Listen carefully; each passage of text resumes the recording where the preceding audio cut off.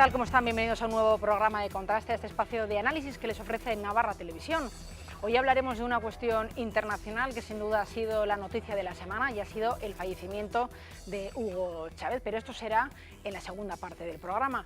Hoy hablaremos de la situación de las familias numerosas de Navarra, cómo están viviendo esta crisis económica, este tipo de familias que están en nuestra comunidad foral, cómo están afrontando y qué futuro ven a su situación, desde luego si tienen esperanza o no, o cuánto están de nerviosas por el futuro, de incertidumbre. Quien mejor lo sabe esto es Ana Cía, como todos ustedes saben, ella es presidenta de la Asociación Navarra de Familias Numerosas. Ana, ¿qué tal estamos? Muy bien, buenas tardes. ¿Con esperanza, con nerviosismo, con incertidumbre? Hombre, con esperanza, si no ya no estaría aquí. Con esperanza, pero una esperanza, ¿cómo te diría yo? Un poco justa. Que hay que trabajarla. Exacto. Bueno, hablaremos de esto en este programa. Además están con nosotros Fernando Lizarraga y Estíbaliz Mauleón. Matrimonio, se puede decir, ¿no? Matrimonio, sí. Familia numerosa, 7 preciosos hijos. Felicidades por ese familión. Gracias. ¿Cómo lo llevamos, la situación? Bueno, pues es complicada, la situación es complicada. En mi caso es bastante complicada porque yo trabajo en una empresa de obras públicas y ahora mismo estamos en un ERE, en medio de un ERE, y eso crea incertidumbre. Entonces, pues peleándolo, no es fácil, pero con esperanza, desde luego que también con esperanza, como dice Ana. Estíbaliz, gracias por haber venido a este programa. Seguro que más de una vez te habrán dicho, con todo el cariño y con todo el respeto te lo digo, pero que si te has vuelto loca por tener 7 hijos. Sí, bueno, sí me lo dicen, pero... ¿Orgullosa? Sí, es que creo que no tiene nada que ver con la realidad. No compensa. Bueno, pues espero que eso nos lo cuentes a lo largo de este programa, pero como es habitual en este espacio, les mostramos a continuación las cuestiones que sobre este tema nos planteamos en Contraste. Representantes de la Federación Española de Familias Numerosas se han reunido recientemente con la directora general de Familias, Salomé Adroer, para plantearle una serie de medidas que sirvan para mejorar la protección de estas unidades familiares con más miembros. Entre otras medidas, se pide una acción que solvente las actuales penalizaciones por consumo en suministros como la luz o el agua, o la introducción del criterio de renta per cápita, reforma fiscal. Las familias numerosas piden que se materialice el Plan Integral de Apoyo a la Familia, en el que trabaja el Gobierno y para el que hace aproximadamente un mes creó una comisión interministerial. En Contraste nos planteamos cómo está la situación de este tipo de familias en Navarra. ¿Deben asumir su condición numerosa o debe la sociedad mostrarles más apoyo? En caso de otorgarles mayores beneficios, ¿es la sociedad justa o solidaria? Bueno, pues estas son las cuestiones que vamos a ir planteando en este programa. Lo primero es vamos a centrar cómo están las cosas. Creo que lo que viene siendo ayudas, poco vais a recibir. Pues yo me reuní con el consejero de Política Social y con la de Familia y para este año quitan las ayudas, o sea, lo poco que había de ayudas desaparece, exceptuando, creo, la ayuda a la excedencia, a la mujer trabajadora, pero bajándole la renta, que no me preguntes porque no me la dijeron, ¿eh? Es una cosa que no lo han hecho público, que a mí me da lástima el hecho de tener que venir yo a decir esto, porque yo estoy continuamente recibiendo llamadas de familias que llaman y les dicen que no saben nada. Es la contestación que dan, ¿no? Cuando ya se sabe que no va a haber nada, ¿no? Por lo menos a día de hoy. Ojalá este programa y que yo lo diga, mañana venga el consejero y diga, no se van a quitar del todo, ¿no? Ojalá. Yo les propuse que no las quitasen del todo, que pusieran por renta, que hicieran otra cosa. O sea, nunca una administración, una vía abierta a la familia, a las ayudas, después de 13 años, como hasta ahora estaba, nunca una administración puede cerrarla, que es lo que ha hecho, cerrar las ayudas. Porque volver a abrir es muy complicado. Claro, hay algunos que dirán que la situación económica es la que es y hay algunos, no sé qué respuesta les podríamos dar o les podríais dar. Hay algunos que piensan, que dicen, oye, el hecho de tener una familia numerosa lo habéis decidido vosotros, con todo el respeto lo vuelvo a decir, digamos, os habéis metido en este lío. Ahora las cosas están como están, pues el problema de alguna manera es vuestro. Bueno, yo a esas personas les contestaría que nosotros por lo menos, y yo creo que la mayoría de la gente que tiene hijos y que nos esté escuchando pensará igual, no tenemos ni hemos tenido hijos ni los tendremos nunca porque tengamos más o menos dinero. O sea, el dinero no te hace poder tener hijos. El tener un hijo o dos o los que tengas te hace tener una capacidad de darte a ti mismo. Es otra cosa, no tiene nada que ver con el dinero. Pero es verdad, y yo creo que además este país y tantos como este se tiran piedras a su tejado, porque el tener un hijo, el aportar hijos a la sociedad es aportar el mayor bien que existe. Un hombre es el mayor bien que se puede dar. O sea, nada tiene que ver. Y es verdad que el hecho de dar ayudas a las familias, me da igual como dice Ana con respecto a la renta que tengas, que eso siempre me suele parecer muy justo, ¿no? También dependiendo de la renta. Pero el hecho de que te den ayudas y te faciliten un poco las cosas ayuda mucho, aunque siempre diré que es verdad que no puedes tener un hijo porque tengas más dinero o menos en el bolsillo. Eso es mentira y el que lo diga yo creo que sabe perfectamente que no. Esto es otra cosa, es otro nivel absolutamente, que además es empobrecer muchísimo al ser humano pensar que el dinero está por delante. Fernando, ¿qué respuesta le darías? Porque, hombre, alguno puede estar en casa, y lo vuelvo a decir con el máximo respeto, y puede miraros o mirarte y decir, pero este hombre está loco, está en un ERE, tiene 7 hijos, ¿por qué te has metido en este lío? Y ahora encima decís que hay que ayudaros, ¿no? O sea, esa cabeza existe, desde luego, en la sociedad. Claro, es que si el planteamiento es que hay que ayudarnos, desde luego hay muchísima gente que necesita ayuda, no nosotros, muchísima gente. Vas por la calle y ves que hay muchísima gente que necesita ayuda. Pero ante eso se podrían decir 2 o 3 cosas. Yo no quiero que nadie pague los gastos de mis hijos, yo pagaré los gastos de mis hijos, pero sería interesante que la sociedad, en su conjunto, valore la importancia de los hijos, porque es muy importante los recursos naturales que tiene un país, por ejemplo. El otro día hablábamos en la universidad sobre esto. ¿Qué es más importante, el petróleo, las reservas de un país en petróleo, o la capacidad de producir energía? ¿En qué tiene que invertir un país? ¿En energías renovables? ¿En qué es más importante invertir? Yo le diría que a un país lo más importante en que tiene que invertir es en las personas de ese país, porque si no, un país no tiene gente, no tiene capacidad. Una persona que nace, cada persona que nace es un mundo que se abre. Esa persona puede inventar una vacuna, puede ser un ministro increíble, puede tener un investigador, un profesor, puede cambiar el mundo. Cada persona que no nace es una posibilidad, una oportunidad que has perdido, otra. En España faltan ahora, no sé cuántas, cientos, miles de personas faltan en familias que podrían haber nacido y no han nacido, por lo que sea. Pero nos estamos cargando el país, no estamos cuidando nuestro país, nuestra sociedad. Entonces, es muy importante cuidar los recursos, y ese es el más importante. Entonces, yo no quiero, por otro lado, ¿por qué a la hora de hablar de economía nos fijamos en los que van por delante? Alemania, Estados Unidos, Francia mismo, que por mucha manía que les tengamos siempre van por delante nuestra. Su política, en otras cosas la copiamos, en economía, en recursos y tal. Y en familia, yo tengo una hermana en Alemania, tiene 4 hijos, vive de otra forma, tiene otro tipo de ayudas, ella puede trabajar, porque es estupendo que pueda trabajar, porque es estupendo que la mujer pueda elegir. Es muy importante que la mujer pueda elegir, pero que elija lo que quiera. Y para que pueda elegir lo que quiera, tiene la posibilidad de elegir la maternidad como una posibilidad. Pero si no le ayudas, si no le echas una mano, no puede hacer su contribución a la sociedad. Y es lo que está pasando, que las mujeres quisieran, porque yo me encuentro con muchos compañeros de trabajo y amigos y amigas que te dicen, joder, a mí ya me hubiera gustado tener algún hijo más, pero es que me veo incapaz, no puedo, ¿cómo me meto en ese jaleo? Pues si alguien le echa una mano puede hacer su contribución a la sociedad, que es lo mejor que puede hacer. Sin embargo, el Gobierno parece que no hay recursos. Habéis estado en Madrid recientemente también. Sí, a mí me han hecho la secretaria de la Federación Española de Familias Numerosas, y dentro de la Junta de la Federación Española de Familias Numerosas soy, entre otros, los que voy a hablar con los políticos. Vale. Hemos estado con Antonio Núñez también, que está en la Moncloa, que es el de Servicios Sociales, y hemos estado con la directora de Familia. Evidentemente yo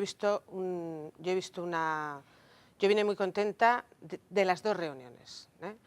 De la segunda, de la primera mucho, y de la segunda más.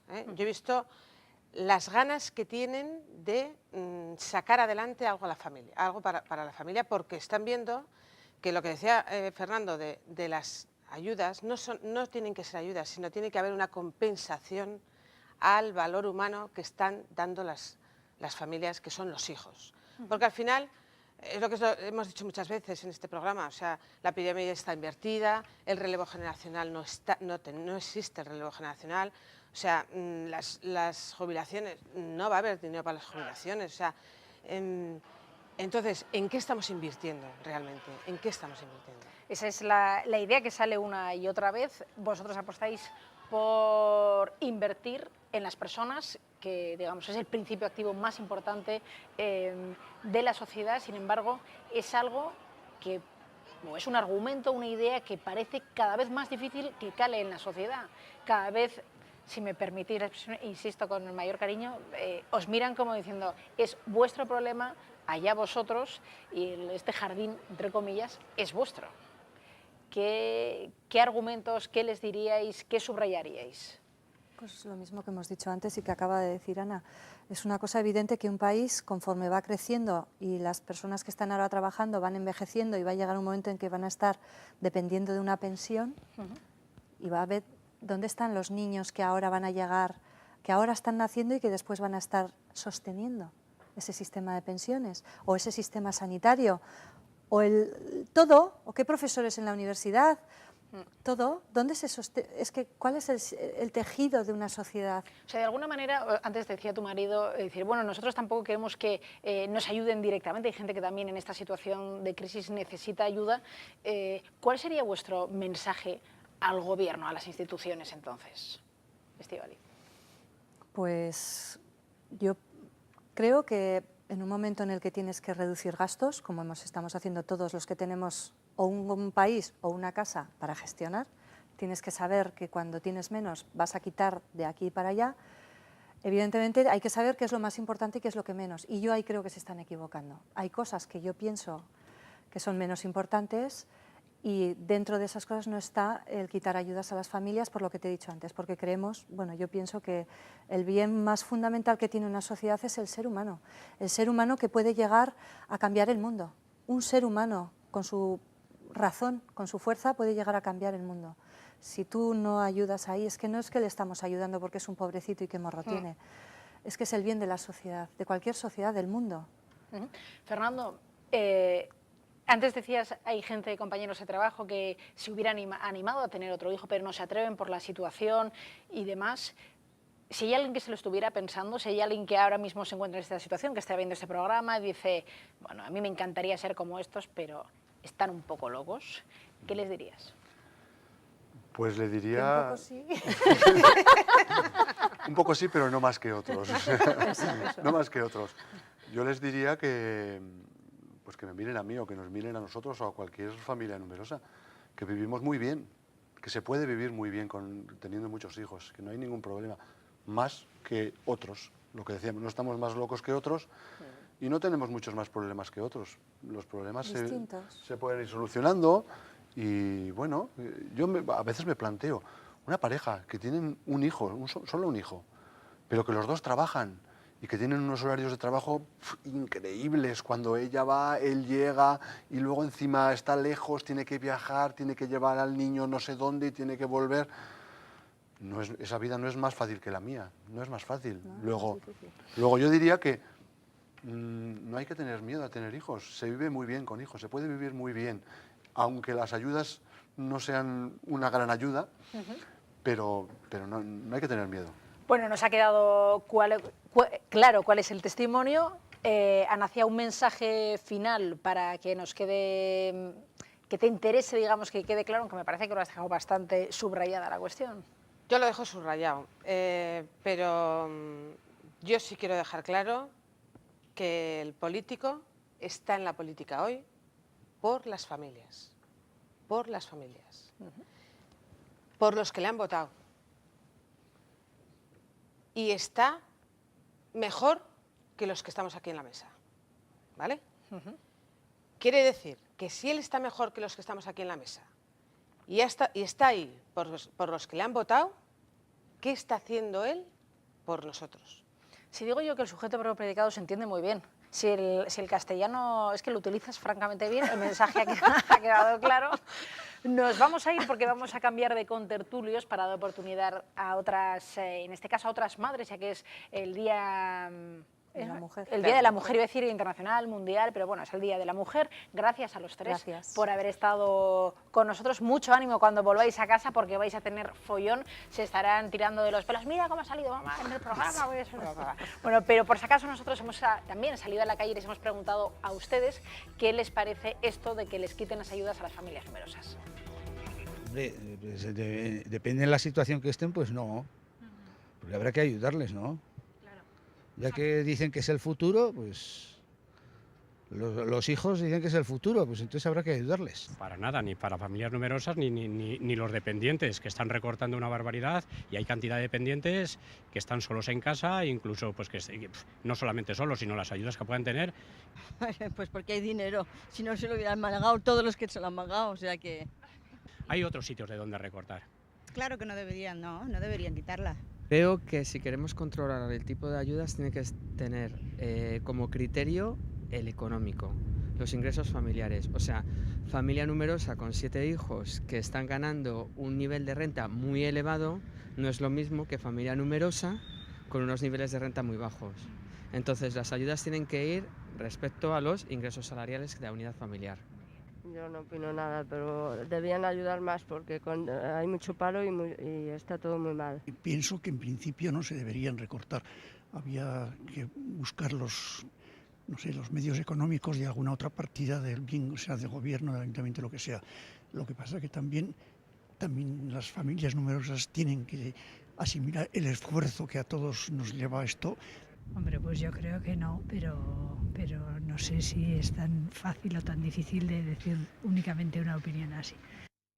Pues continuamos después de esta opinión que hemos recogido en la calle, sus opiniones. Ya se ve que hay opiniones para todos los gustos y que en principio las cosas están bastante claras en la calle. Hemos cambiado de contertulios para hacer un guiño a la mujer, en este caso 3 madres de familia. Hoy es el Día de la Mujer, pues para empezar, felicidades a las 3. Inmaculada Pérez, muy buenas noches. Buenas noches. Felicidades, Día de la Mujer, madre de familia numerosa, 5 hijos, nada más y nada menos. 5 hijos, sí. Bueno, ahí queda eso. Marta Ferrer Bonsoms, 9 hijos, Sí. trabaja encima, profesora, Sí. o sea que no solamente tienes niños en casa, sino que vas a trabajar y más niños. Con niños, sí, con a gusto, niñas. Sí. dominando la situación. Sí, sí. En concreto. Y Monse García es, en este caso, trabaja ama de casa, y esto vamos a subrayarlo, felicidades también por ese doble trabajo, 11 hijos, nada más y nada menos. Exactamente. ¿Habrá alguna litera en tu casa, supongo? Todo literas. Todo literas, digo yo, porque es que si no ya veremos cómo se organiza la cuestión. Sí.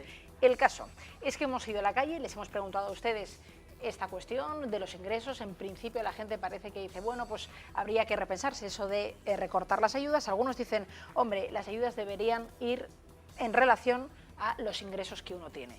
En la primera parte de este programa decíamos, con el cariño y con el respeto que se merece la cuestión, decir, oye, de alguna manera vosotras os habéis metido en este lío, pues ahora con este tema de las ayudas no me vengáis como a pedir si vosotros responsablemente y conscientemente os habéis metido en este lío. Te está sonriendo Marta, algo estarás pensando. ¿Qué les dirías a esta gente?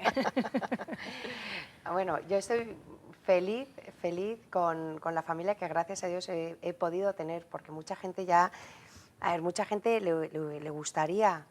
Y como me preguntó una profesora de una guardería, me preguntó, ¿todos los hijos los has tenido porque has querido? Y yo le dije, bueno, hay gente que quiere y no puede, y hay gente que puede y no quiere, y yo he tenido la suerte de querer y de poder. Entonces yo creo que en general lo que la gente quiere es tener familia. Unos más, otros menos, bueno, eso ya es muy libre y es un tema de dos, del marido y de la mujer. Pero yo creo que es un tema, todo el mundo desea poder tener una familia. Y luego, claro, que yo me he metido porque he querido, bueno, porque gracias a Dios, bueno, la vida también te va llevando, ¿no? Yo no me casé diciendo... Bueno, ¿Van a ser 9? No, la verdad es que no. Hombre, igual te hubieras desmayado directamente. Claro, instantáneamente. la vida te va llevando. Es como, pues incluso en la vida normal, bueno, pues vas cambiando, vas viendo, hasta en, yo qué sé, en el trabajo, uno va viendo con naturalidad por dónde te va llevando la vida. La vida es una sorpresa, clarísimamente. Aquí hay ejemplo en esta noche para ello. Montse García, además de ser madre de un familión, qué pena que no hayan podido... La verdad es que hubiéramos tenido que poner gradas en el plató, porque si sumamos los hijos de todos los que han pasado por aquí esta noche, pues no sé, teníamos que alquilar varios autobuses para llegar hasta la televisión. Además eres ama de casa y además de alguna manera dices o reivindicas o te gustaría reconocer que ese trabajo de quedarse en casa es igual que el de estas dos señoras que tenemos aquí enfrente, que van a sus respectivos trabajos. Claro, es que si yo voy a casa de la vecina a trabajar, me corresponde la seguridad social, me corresponde mi paro, me corresponde, o sea, tengo mis derechos. Como estoy en casa no tengo ningún derecho. No sé si te parece bien o mal, pero la verdad estamos en directo y te lo voy a preguntar tal cual. Me comentabas que habías ido al médico, que tenías la espalda un poco fastidiadilla. Sí. Y no hay posibilidad de baja ni posibilidad de ayuda. No, a mí lo único que me ha contestado el médico es que amolde mi situación, mi casa a mi espalda.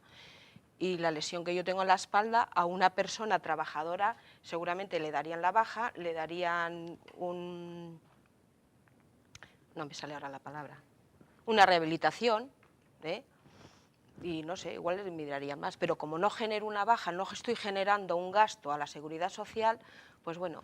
Eso es lo que a ti te dice el médico y supongo que acto seguido en tu cerebro se activa y te encantaría decir algo a alguien. Pues que tengo los mismos derechos, soy una persona y tengo los mismos derechos que cualquier otra persona. Yo no estoy cotizando a la seguridad social, pero dentro de unos años tendré 11 hijos cotizando a la seguridad social. Yo no voy a cobrar una pensión, pero mis hijos van a estar pagando la pensión de mucha gente que hoy en día están trabajando y no están teniendo hijos. Inmaculada, no sé si este argumento que en las familias numerosas se emplean de manera habitual, es lógico decir, oye, nosotros aportamos a la sociedad a largo plazo, o sea, quizás no ahora mismo a corto plazo, sino a largo plazo, es un argumento que en general es difícil de encajar o la gente no lo termina de aceptar, vemos más el corto plazo. Sí, yo creo que el problema fundamental es este tanto en la gente de a pie como en los políticos se ve claramente, que es inmediato, pero en la gente de a pie que a veces te mira cuando tienes hijos, yo tengo 5, ellas que tienen 9 y 11 y otras familias mucho más, te miran casi lamentándose, pobre mujer que encima está trabajando fuera y dentro de casa, tal, y no ven el más allá de decir, pues gracias a lo mejor a estas familias que están luchando, que nadie les ayuda, porque políticamente y socialmente cada vez menos, gracias a estas familias a lo mejor vamos a tener una base social más apoyada, de pensiones, Entonces, creo que eso también a veces, que luego la gente sí que es consciente y se da cuenta cuando se lo dices, pero de entrada es a lo inmediato. Es lo que nos hacen ver. Perdona un momento, yo quería decir una cosa. Luego, los impuestos de las familias numerosas. ¿Por qué yo en mi casa tengo que pagar un impuesto de electricidad porque consumo más electricidad que mi vecino que igual vive en 3? Es que en mi casa, por lógica, se ponen más lavadoras, se cocina más y estamos haciendo el mismo uso, pero yo pago un impuesto de electricidad. ¿Por qué en mi casa que se consume más agua pago un impuesto que se considera de riego? ¿Es que mis hijos se riegan? Pregunto. Que lo hagan por miembros que están empadronados en esa vivienda. Entonces, ¿el impuesto quién lo tendría que pagar? Si yo voy a hacer una compra, en mi casa hay días que se consumen 7, 8 y 9 barras de pan. O sea, los impuestos que estamos pagando con las cosas cotidianas, con lo que es el consumo de la luz, el consumo del agua, con la compra de la leche, el pan, las patatas y todo esto, estamos pagando un impuesto tremendo. Yo hoy he hecho una compra simplemente de supermercado que he pagado 20 euros de IVA. Me encantaría ver tu cesta de la compra, tu cesta o tus múltiples carros. La compra, exactamente, pues ¿por qué? Pues porque somos una familia y eso estamos pagando el IVA con todo eso. Estamos hablando de impuestos, estamos hablando de cómo se vive, estamos hablando de cómo se lleva en una situación de crisis una familia numerosa y algunos estarán pensando, ¿y estas mujeres cómo lo hacen? O sea, igual de mira, en principio capa roja no tienes, la que va de rojo soy yo, pero podrían decir aquí una superwoman que trabaja, tiene 9, exactamente cómo, porque en general cuando uno tiene un niño o 2 ya uno se agobia, ya esto es terrible, no podemos más, uno se bloquea, no sé si es que a partir del 3 es el secreto. No, yo creo que cada uno siempre supone más trabajo, ¿no? Sí que es verdad que es cuestión de preferencias, de organización y vas poquito a poco. Yo siempre digo que vas poco a poco, los 9 no te vienen de repente, suelen venir de uno en uno. Digo suelen porque, bueno, en mi caso yo tengo gemelas, vinieron de 2 en 2, pero suelen venir de uno en uno y uno se va adaptando, no hay ningún problema. Bueno, yo creo que Superwomans no hay nadie y todas tenemos nuestras limitaciones y te vas organizando como puedes, o sea, realmente como puedes. Te organizas, vas viendo que esa organización te va bien, luego ves que esa organización te va fatal y vas cambiando. O sea, yo creo que se necesita flexibilidad y luego priorizar. Sí que es verdad que priorizar es fundamental. O sea, Hombre, pero también, es lógica esa visión positiva de la familia, pero también es cierto que habrá familias que lo estén pasando muy mal es muy mal, ¿no? O sea, que en esa compra se las ven y se las deseen para poder llegar a fin de mes.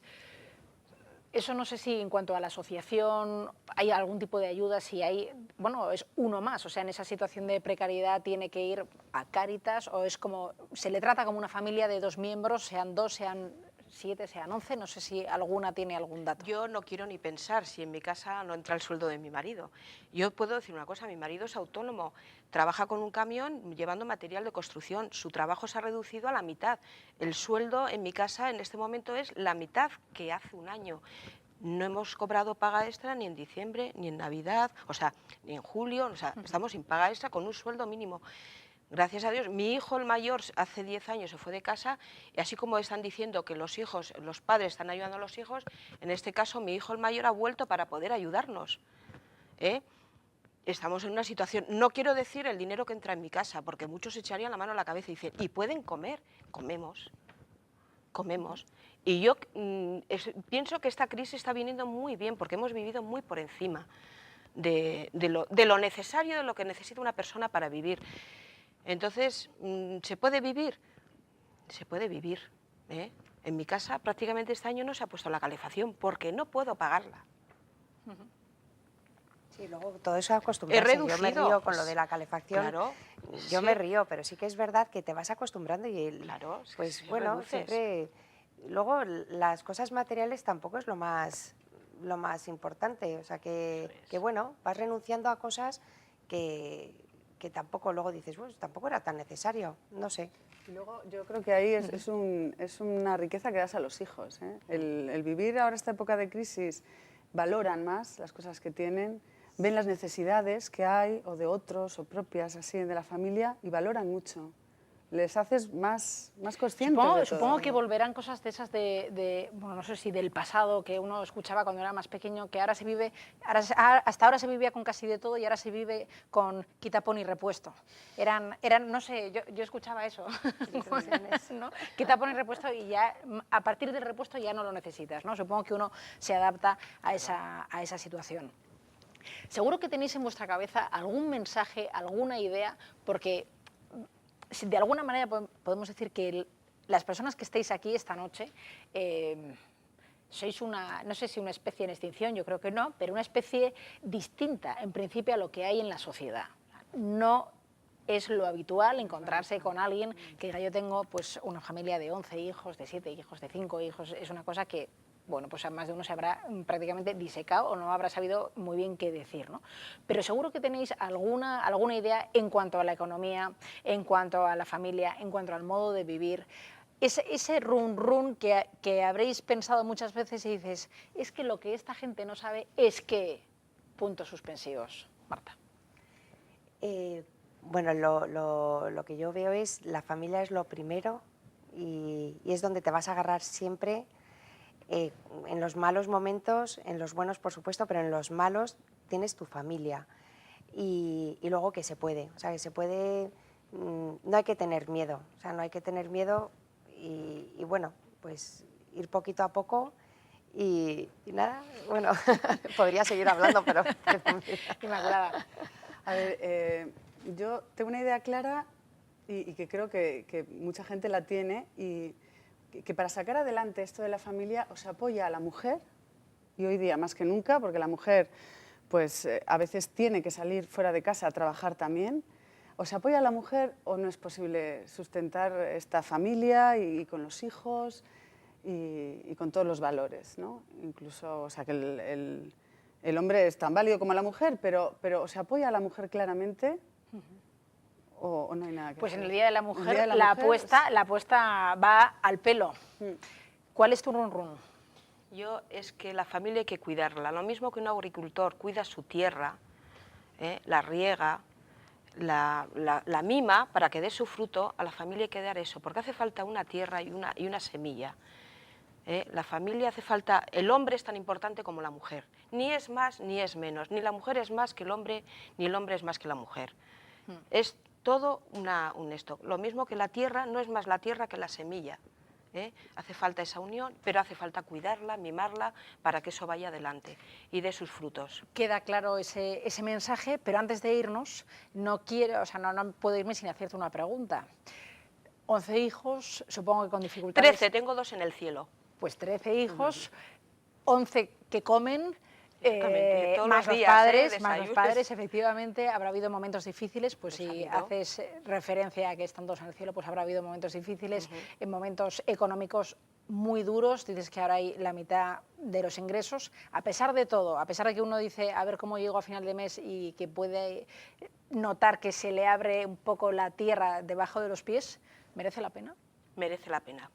Sin ninguna duda. Sin ninguna duda. Yo quiero decir una cosa, yo era muy feminista, me casé muy joven, y tuve mi primer hijo y dije que no quería ni uno más, porque verdaderamente un hijo a la mujer es un sufrimiento, es que estás dando tu vida, y aquí estoy, y bueno, y contenta, y contenta con todo esto. Supongo que aquí las que comparten la mesa pensarán que merece la pena igualmente. Desde luego.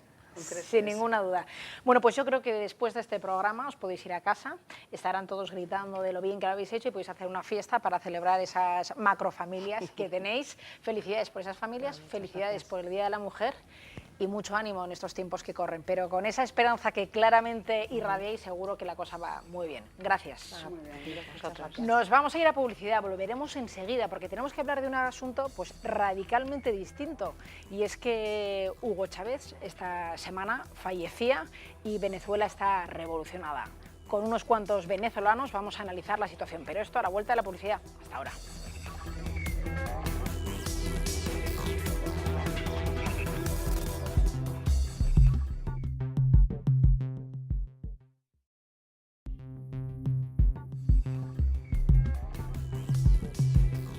Pues continuamos en Contraste y continuamos analizando una de las noticias de la semana y una de las noticias que ha dado la vuelta al mundo, como es la muerte de Hugo Chávez. Vamos a hablar en este tiempo de programa, lo que resta al programa, de cómo se vive desde aquí, desde Pamplona, desde Navarra, cómo viven los venezolanos la situación de su país, si piensan o no que se está retransmitiendo una imagen real de lo que está sucediendo en su país. Lo vamos a hacer, como no, con venezolanos que están residiendo aquí en Pamplona. Eduardo Castañón, ¿qué tal? ¿Cómo estamos?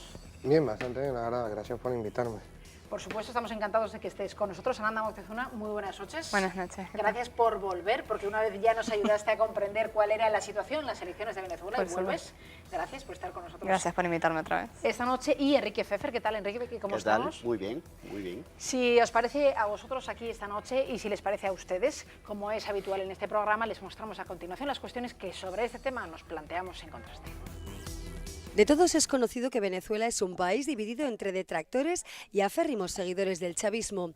Tras la muerte de Hugo Chávez, el vicepresidente venezolano Nicolás Maduro, al que el mandatario designó como sucesor, ha tomado las riendas del gobierno, pese a que la Constitución prevé que sea el presidente del Parlamento, Diosdado Cabello, quien asuma la interinidad.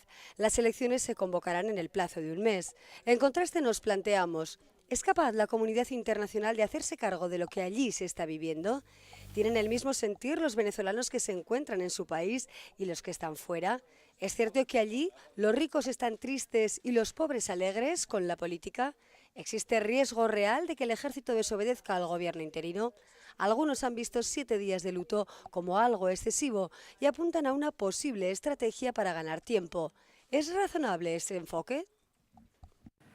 Bueno, pues la primera cuestión que me parece que hay que plantear es si vosotros al otro lado del charco tenéis la sensación de que lo que se está transmitiendo, reproduciendo a través de los medios de comunicación, de los periódicos, de las televisiones, de las radios, ¿es una imagen fiel de lo que está ocurriendo ahí o hay gente que apunta que está silenciada en sus casas, que no sale?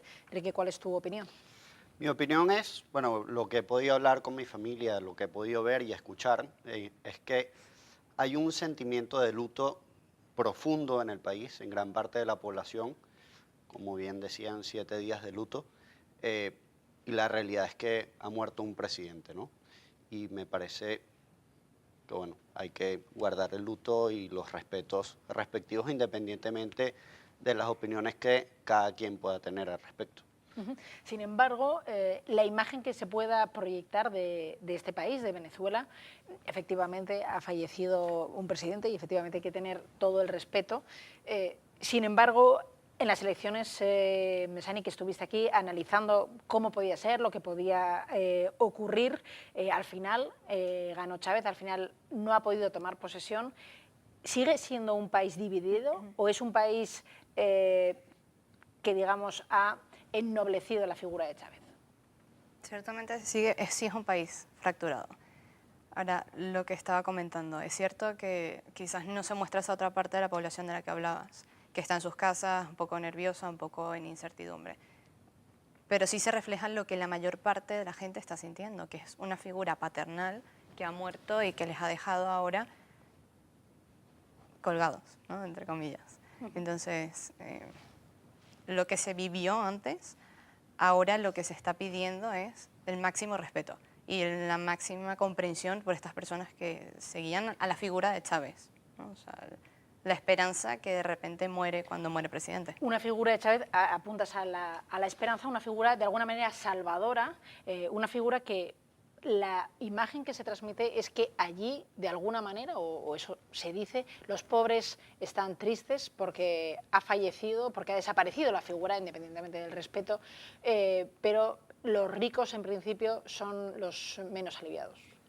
Bueno, en principio, a mí me parece que dentro de lo que sería la sociedad pobre también existe lo que es un fanatismo, es decir, ya llega un punto en donde la sociedad venezolana apoya al expresidente de Venezuela hasta el punto que, sin saber lo que está haciendo, lo apoyan por el simple hecho de la imagen, de cómo es. Y la idea de que el rico está triste, bueno, o sea, dentro de la gente que tiene dinero en el país, hay gente que está a favor del gobierno y gente que está en contra, y no necesariamente por estar en contra significa que estén tristes. O sea, objetivamente sí ha causado las políticas del gobierno unos problemas económicos en el país que de alguna u otra forma afectan a más de una familia, pero también al mismo tiempo hay gente que estando al lado del gobierno ha conseguido salir económicamente gracias a sus políticas. Entonces, no todos están tristes y no todos están felices. Sí, ciertamente la división no es económica, por así decirlo. Hay personas que se han beneficiado con el gobierno del presidente, como ha ocurrido en gobiernos anteriores. Entonces, no es tanto el pobre está triste, sino es el que creyó en la figura de Chávez está triste. O sea, la situación Decíamos lo del pobre porque en principio Chávez quitó o erradicó la pobreza en un grado importante, a eso nos referíamos. Me gustaría agregar algo importante que no necesariamente internacionalmente no es conocido. El presidente Chávez llegó hace 14 años en una coyuntura política y social muy particular que se estaba presentando en Venezuela. Las clases políticas, las élites, olvidaron al pueblo venezolano, el pueblo se sintió apartado y el pueblo abandonó a los partidos y apoyó a Hugo Chávez, que venía con una promesa de cambio. Claro. 14 años después, el presidente ha muerto, pero la realidad es que es un país profundamente dividido. Como lo vimos en las elecciones de octubre, se obtuvo el país casi 50-50, fue el resultado de las elecciones. Son 6 millones que votaron a Capriles. 6 millones y medio de personas votaron a Capriles Radonsky. Sí.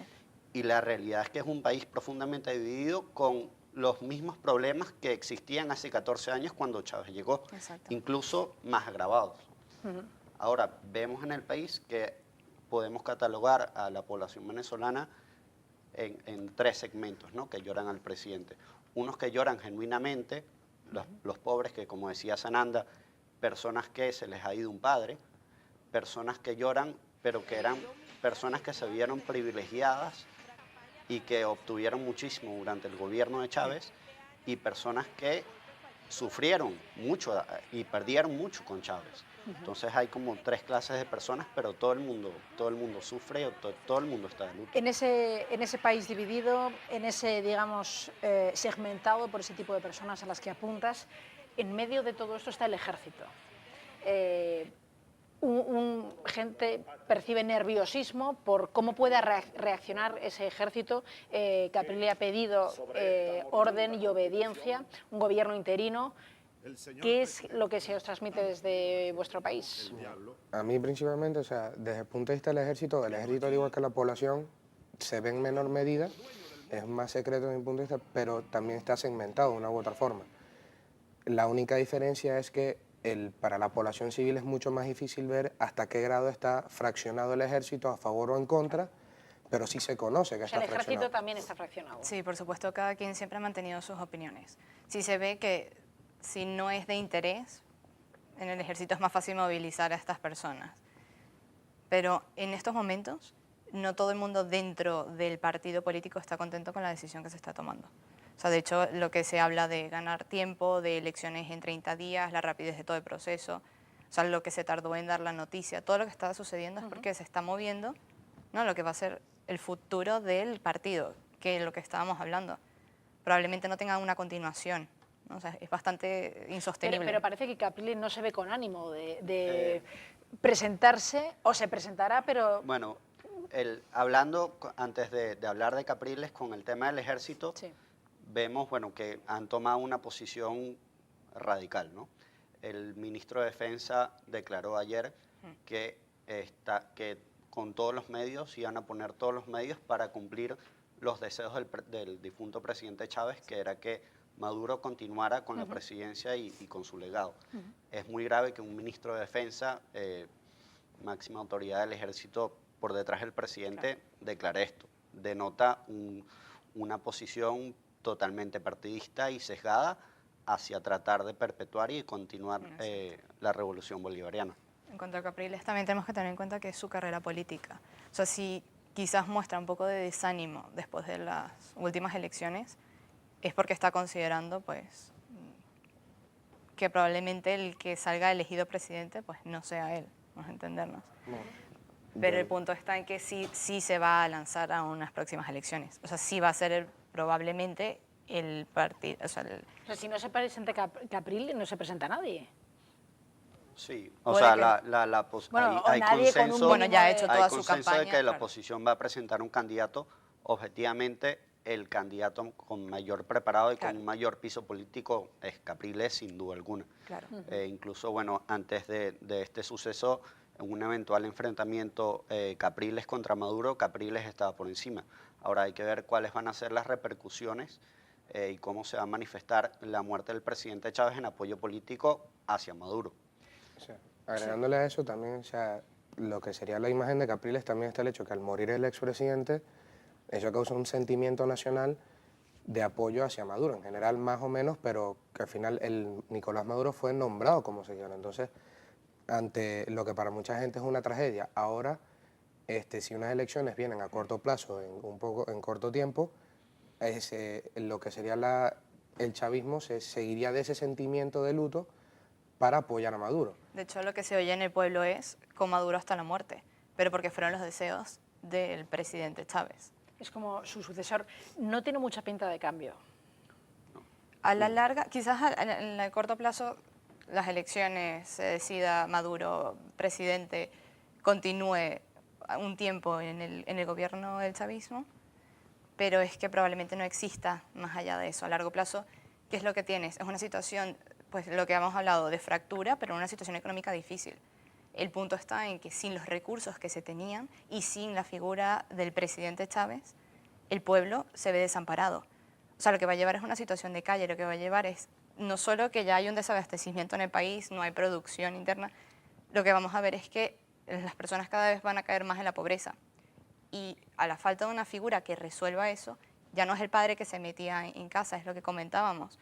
No tiene el mismo carisma que pueda tener o que pudo tener el presidente Chávez. O sea, que tenéis una sensación de incertidumbre de miedo, podríamos decir de miedo.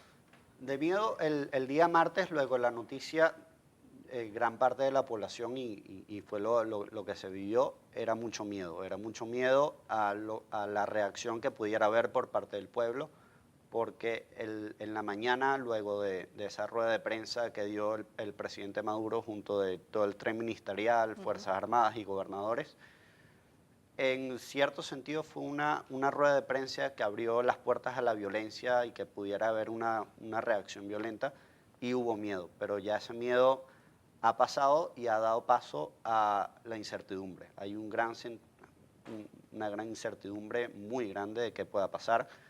Personalmente creo que en el corto plazo, en unas eventuales elecciones, Maduro ganaría, pero como decía Sananda, esto en el mediano plazo no es sostenible. O sea, no, en el fondo no pensáis, en resumidas cuentas, que Maduro no tiene el perfil de Chávez y que no puede seguir con el gobierno. Yo a esto le digo que si Nicolás Maduro gana unas elecciones a corto plazo, sería yo pienso que sería por este sentimiento de que fue el seguidor, el que fue nombrado por Chávez, pero también en Venezuela se ha dicho algo que es muy verdad, sin Chávez no hay chavismo, Nicolás Maduro, por cuanto sentimiento haya, si no puede hacer un modelo político sostenible, el fanatismo hacia la figura de Hugo Chávez no es la misma hacia Nicolás Maduro. Entonces, en un mediano plazo, con Nicolás Maduro no se ve ese fanatismo que se tenía con el expresidente, y por eso es que, al menos a mi pensamiento, ganaría a corto plazo, pero en mediano y largo plazo, es como dice aquí Sananda, no se puede sostener un modelo político de esta manera. Bueno, yo ahí difiero un poco contigo. He podido ver en el país, porque bueno, yo tengo escasos 6 meses aquí en el país, y antes de venir estaba trabajando un poco involucrado en la política, y sí te puedo decir que ha habido un cambio en el carácter y personalidad del venezolano de a pie. Antes el venezolano era una persona muy echada hacia adelante, en circunstancias adversas o problemas que estuviera enfrentando, siempre buscaba la manera de solucionarse la vida. Lamentablemente ha habido un cambio, y ahora es que ya no me interesa trabajar, ahora el gobierno es el que me tiene que dar y es el que me tiene que mantener. ¿Por dónde pasa, y se nos va el tiempo, o sea que los últimos 2 minutos, a ver si conseguimos resumir la cuestión, ¿por dónde pasaría la solución? ¿Indefectiblemente por un cambio de gobierno o por una reacción del propio venezolano que tome conciencia y cambie la situación? Es que la solución solo está en el propio venezolano. Independientemente de quién esté en la política, es el venezolano que tiene que tomar la decisión y darse cuenta de que la única manera de que haya un cambio es volver a la situación en la que el país es productor, en el que el país vuelve a la situación que más o menos, vamos. Sí, la verdad es que la única solución posible es que, como en todo proceso histórico, mientras no haya un acuerdo social y un consenso social dentro de todos los venezolanos de que tiene que haber un cambio de mentalidad, un cambio en la manera de hacer política, no vamos a lograr salir adelante ni superar este fenómeno que es el chavismo, que amenaza con perpetuarse por mucho tiempo, como es el peronismo en Argentina. Bueno, yo sumaría que a mí me parece que son las dos, pues aunque una sociedad tenga la actitud de trabajar, también tiene que haber un sistema político que apoye ese sentimiento. La razón por la que estamos ahora, en mi punto de vista, es que el sistema político incentivó a la sociedad venezolana a llegar a lo que es hoy. Entonces, en mi punto de vista, se necesita un cambio político que empiece a incentivar otra vez a la población a como estábamos antes, en verdad. Tenéis petróleo y eso hace que sea un país muy goloso para muchos. Esperemos que eso no sea el problema, aunque es uno de los principales, ¿no? Sí que lo es.